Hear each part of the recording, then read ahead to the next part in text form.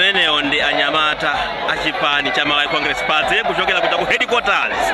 Tafuna tikudziwitseni kuti achinyamata moto awuyatsa ndipo sakusekerera. Tikunena pano aliyense ali pansewu kukondwerera kuti achakwera awina. Ifeyo sitikupanga nawo zosemphanitsa manambala ndikumanena kuti iyayi ife tawina, iyayi ifeyo sitikupanga zimenezo. Nkhani ndi yakuti achakwera awina ndi Mbappe amene ali Vitumbiko Engineer Mumba. Khali pomwepo muonere zimene achinyamata ku headquarters mmene awuyatsira moto.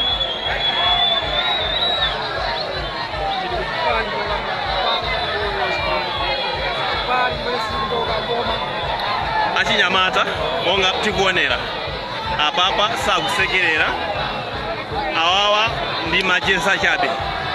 Zenizenizo tiyembekezere mawa kapena nkuja uno pamene tikhale tikukondwera, pamene tikhale tikusekerera, tikumwetulira kuti tambala uja wadzutsa aliyense tsopano. Timafuna titero kunena kwake unawo kuti MCP simapanga zochesa yena.